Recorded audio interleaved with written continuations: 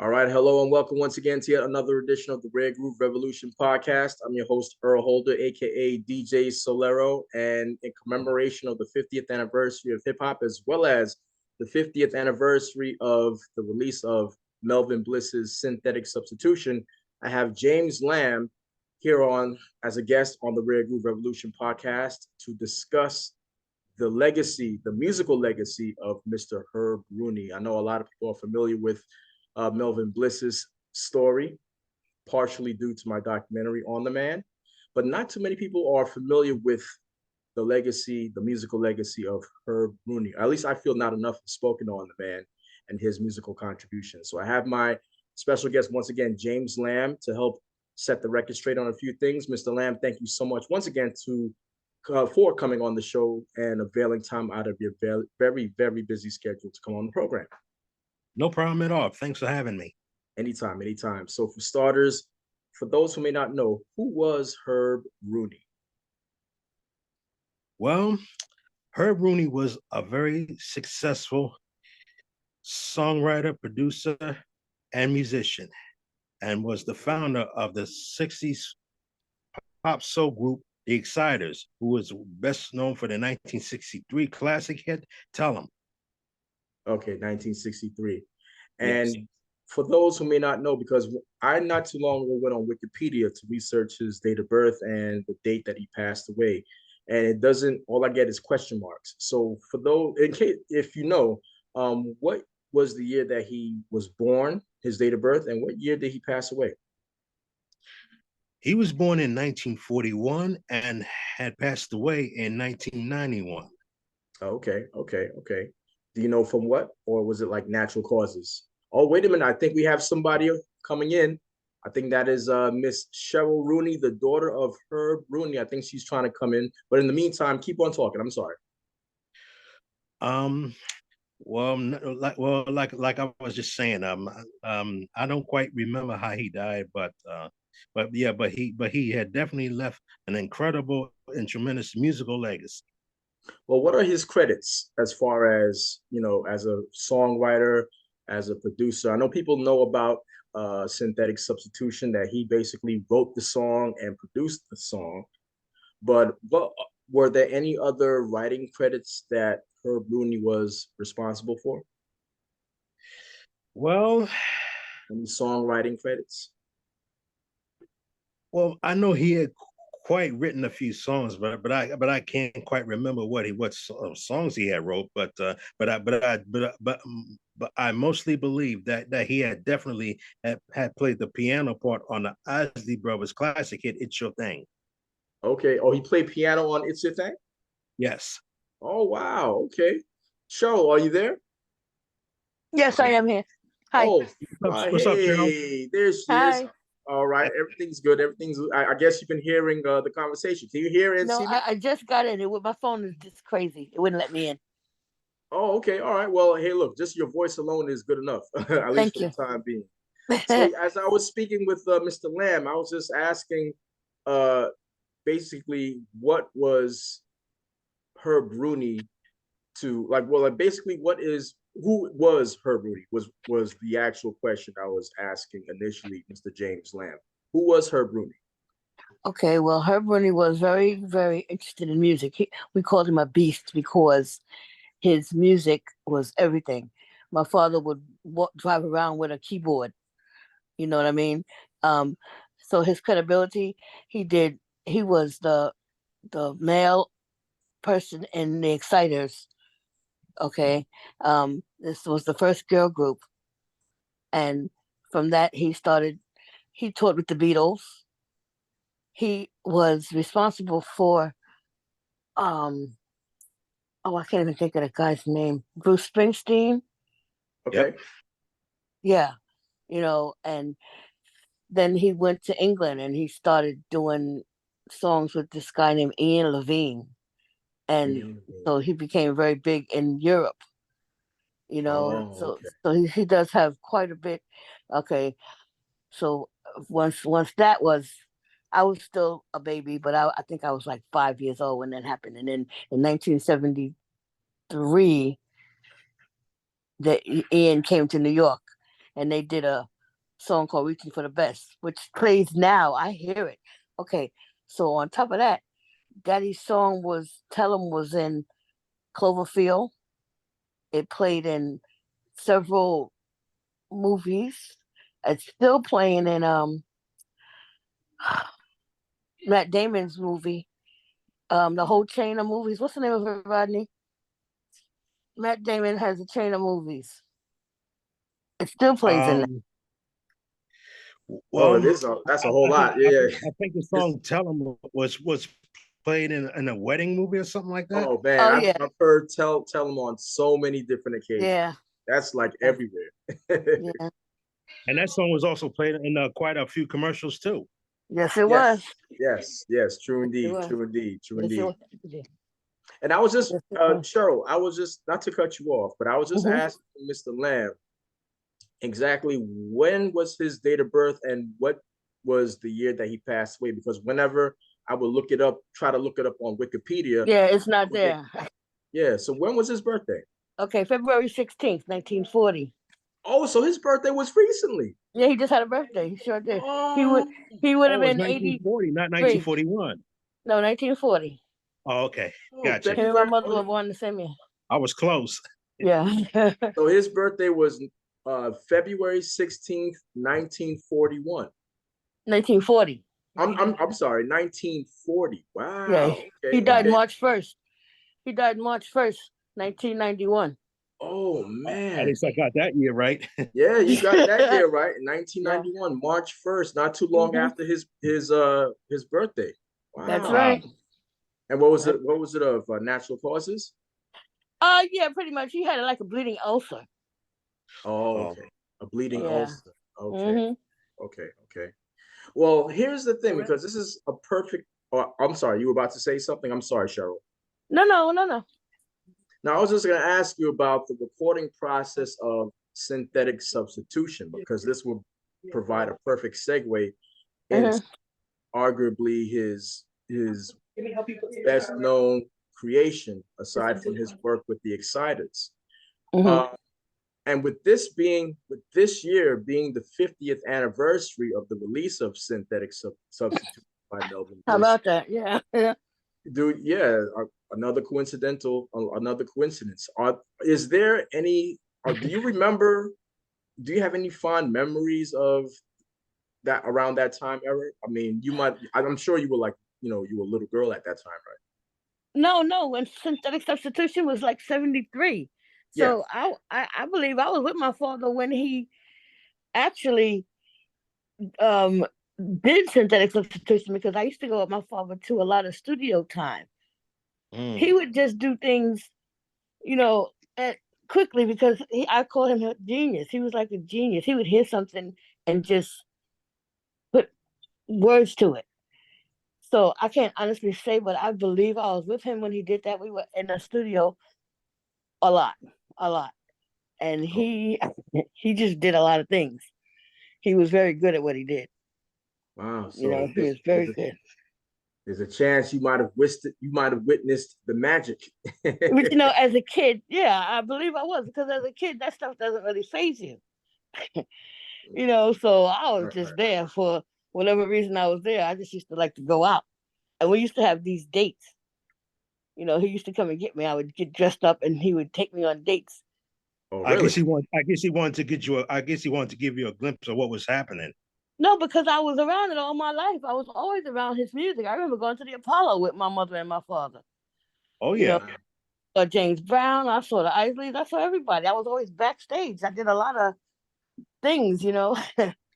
With Miss Brenda Reed. Okay. No. That's not my mother. Oh, I'm sorry. I'm getting names mixed up. Okay.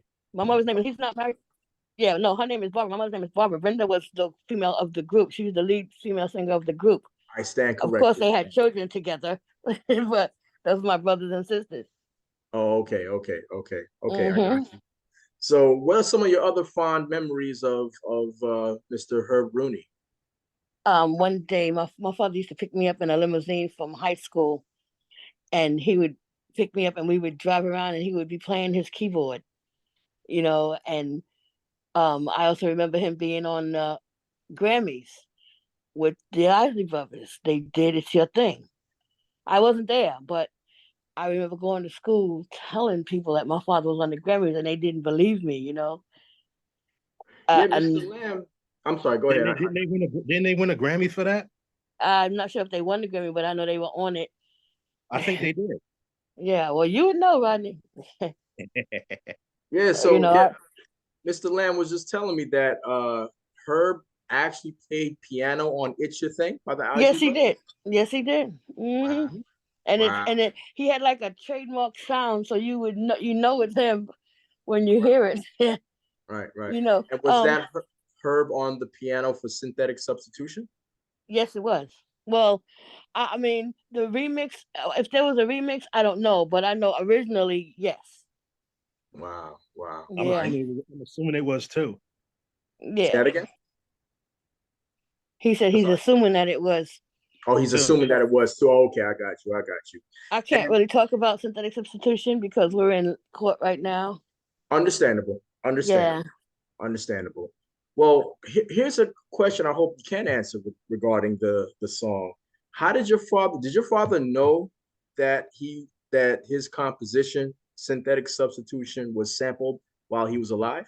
No, he did not. You know what? It's funny because what I know, they didn't really start sampling until after my father was, had passed away like that. I mean, they did a lot of sampling. He had gotten sick and he didn't really know. So I can say I don't think he knew that they Oh, were sampling his song at the time, because if he was, then we would have already started, you know, the legal process of the royalties. right, right, right, right, right. I don't really think he knew, but it was like right after that, because my brother's in the music industry, Yeah, and of course. yeah, he knew. I don't know how much he knew, but he knew. Well, when did you find out? When did you both find out that Herb Rooney's composition for Melvin Bliss's Synthetic Substitution? When did both of you guys find out that that composition was being sampled? Let me think. When did I find that out? I think I must have found out right when you did your documentary. Oh, really? Yeah.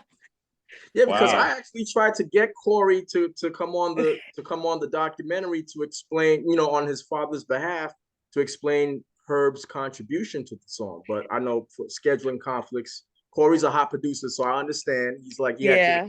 he had things that he had to do.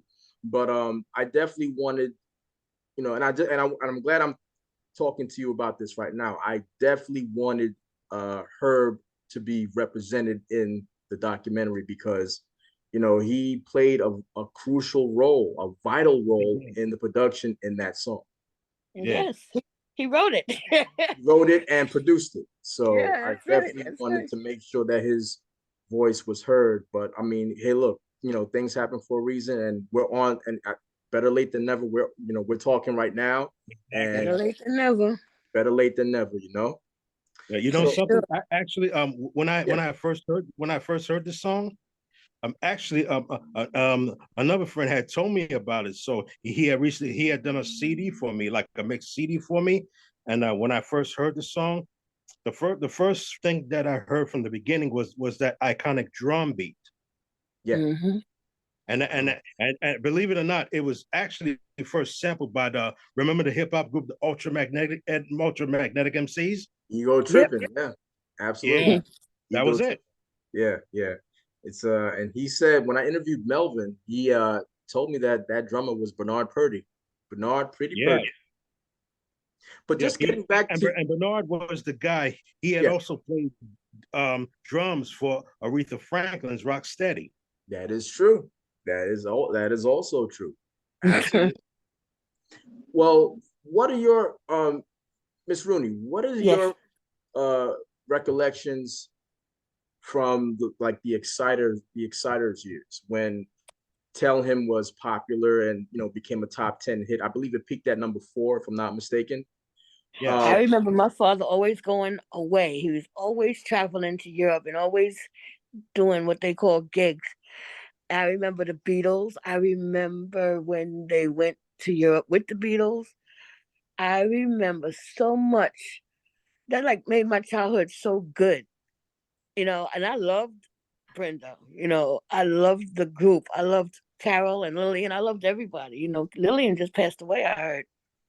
Oh, really? Really? And yeah, Oh, okay. Of the excited. um, yeah, of the Exciters. My memories of the group itself was just good. I have nothing else, nothing bad to say. I still to this day, I think Brenda has one of the best voices I could ever hear. Without a To this, doubt. Absolutely. without a doubt. I love her voice. I will love her voice forever. And the memories that I have of her, like, just good. It was just all good memories. All good Well, memories. Excited traveling. Let me tell you this. mm, Okay, so we used to do shows with them, like when they were short, um, um, background singers, like right, Lillian and Carol were right. going. Me, my sister, and my best friend Pinky, and my sister Tracy would travel with Mm. them, and we would do shows with them. Oh, we've been on TV a few times. Oh, Wow. okay. Yeah, so we was a little few excited every now and then too. My father made sure that we had pretty dresses and hairstyles, and it was just good. Then my brother Jeffrey, he played the drums. My brother Corey, of course, at that time he was playing the piano. He was like Oh, another Jeff was the beast. master of drums. Jeffrey was, well, yeah, he was. My brother was a good drummer, Mm. and we were the background singers, and we did it. We did it, and we loved it. And there was nothing you could tell us because we were excited for a minute. I think we did like 3 shows. Three Wow. shows. Yeah, yeah. Yeah, because Um, after the we excited, was on David Letterman.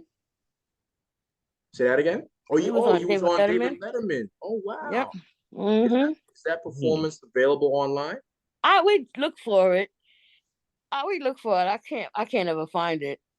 Let's see. We was on David Letterman. We was somebody else. This is so long ago Oh, because I think I was. what was the song? Excuse me. What was the song? We did I Who Have Nothing. Oh, I remember that. Yeah, that was on his And Heat Again album. Oh, was that Another in 1978, 79? something like that. Yeah. Yeah, yeah, yeah. I remember that. Yeah, I think he wrote that. Herb wrote that, right? Yeah. Hmm. I Yeah. never knew that. Mm. Yeah. Wow. One of a great song. Well, I listened to that album. This is my lineup. Yeah, it's In a good Heat song. Again. Well, the thing about I Who Have Nothing, that was sung by so many different artists. You're talking about from Benny King, Luther You got it. Vandross, Martha Wash, and all those people. That's True right, indeed. right. True indeed. True indeed. That's So right. basically, after the Even Roberta original, Flack and Donny Hathaway. Hmm. say that again. Roberta Flack and Donny Hathaway. Yes, yes. So exactly, what had happened. So basically, what had happened was after the original uh, band broke up, the original Exciters band broke up. That's when you guys were brought in to replace the original lineup. Well, I can't even say they broke up. You know what? Age played a certain part of that. They didn't really break up. So Okay, the good thing is that they remained.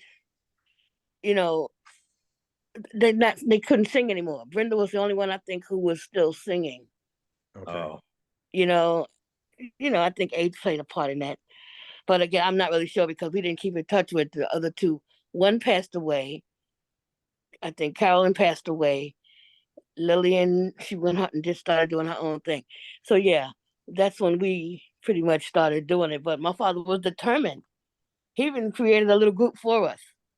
I don't even remember the name of it. I'm telling you, I don't remember the name of it. But we even had a little group of our own. Like the And Silvers, you guys were doing like your Silvers Jackson 5 thing. that's for sure. It Okay, was it was it was me and my best friend and my sister Tracy. mm.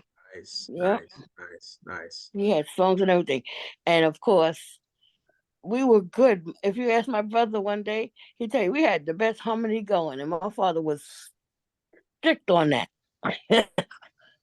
I he, totally agree with that. yeah, he was strict on that.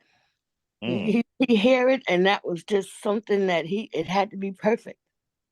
James, you met Herb Rooney? Well, I haven't been around them as much. I mean, like I was just like a little kid back then. Okay. But I knew of them. Right. So what other like stories of your father that you can remember that you can share with the audience, Cheryl? Okay. Let me think. Okay. One day we were at the Apollo, and all of a sudden I see this is really a long time ago. Wilson Pickett, he picks me up, right? And my father actually got upset with him.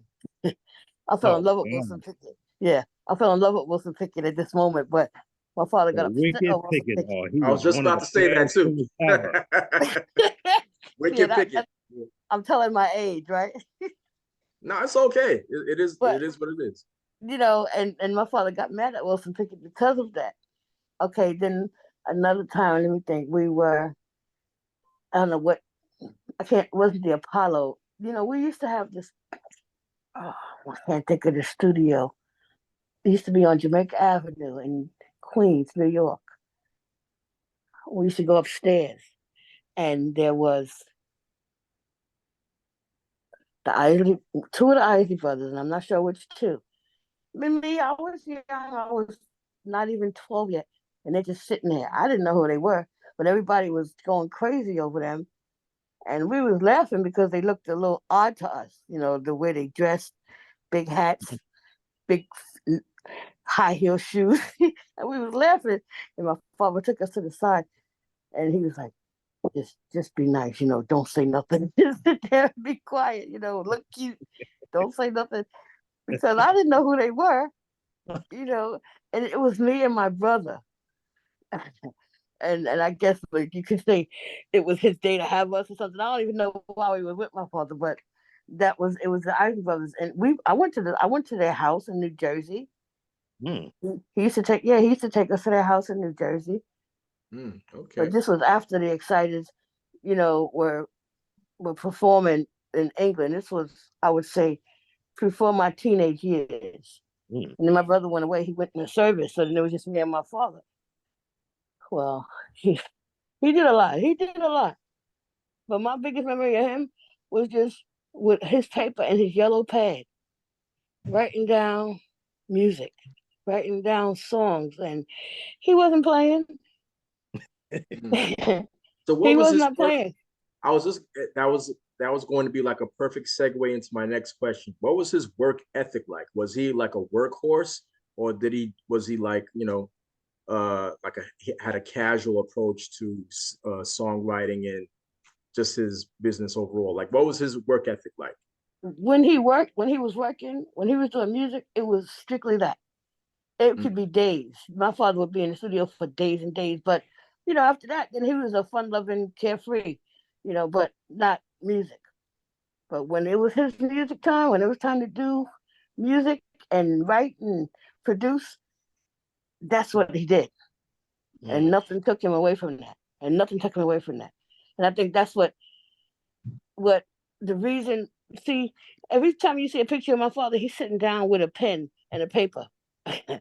Mm. And that's what he did. He wrote constantly, and that was his ethic. He did it to the point where you don't say nothing to Herb. Don't say nothing to Herb when he's doing his music. He was in his zone. That's exactly right. I Right, was but just now they about to call it say a he was in vibe. his zone. That's Yeah, right. yeah. That's Wow, right. wow. I mean, you've lived a life. I mean, you could write a book. Yeah, well, that's what everybody says, and this is nothing compared to what I have so many other stories. I just can't pull them out right now. Cheryl, basically, you're Yeah. just part of royalty. Yeah, well, I believe that. I've lived that. That's how I feel. Hmm. This I is mean, that's You're part exactly of how I royalty. feel. Yeah. not You everybody know. can say that they've met the Beatles. Nope. How about that? How Nice. about that? So, Amazing. so I'm sure that I mean, well, I'm almost sure that while he was alive, he had to have heard of hip hop, right? Yeah, but he didn't like it. Yeah, I'll see. I was about to ask you that question. I was Neither about did my dad. what did he think? What was his feelings about hip hop at the He didn't really express it, but I know that he didn't really like it. And he did not have a chance to get into it because it went away. He left us in 91. right, You right. know, he Wow. didn't really, it's probably if we were enjoying it more around him, he would have probably enjoyed it. But my father was stuck on who he liked, and he liked Marvin Gaye. Oh, he was a Marvin Gaye fan? Yeah, We all were. Of yeah, course, of course, of course, of course. yeah. He liked Earth, Wind, and Fire. You Oh my know, goodness. yeah, Earth, Wind, and and Fire. and he was stuck on that. He couldn't. He didn't have a chance to get into hip hop. And I missed that for him. Well, what was he about to do or on the threshold of doing at the time of his untimely passing? Was he about to produce like any tracks for anybody? Well, I believe that he was trying to see all of his grandchildren and his children had a talent, so he was basically into that. Like my brother produced, my other brother did what he did, and I had a son and I had two sons who were into music, so he was basically trying to fix them, put them into the music business. Oh, And okay. that's what he wanted to do. Yeah, he wanted Yeah, to yeah, just keep yeah, it from going. generation to Yeah, generation. he wanted to keep it going. Sure, that's what he Nice, wanted. nice, nice. Some like a legacy to pass on. Yeah, that's what he wanted, Exactly. and that's what he talked about all the time. Mm, mm. That's what he talked about all the time. We're gonna do this for the generations to come, and right now, he has so many children and grandchildren that's talented. He would be proud. Of course. He would be proud. My brother's son. Rodney, what's the guy's name that he founded? The rapper. I can't think of it right now. Michael.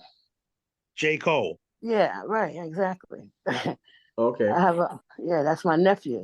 And as a matter of fact, I just got off the phone with him, and he was saying that that J. Cole alone was one of the top three best selling rappers ever.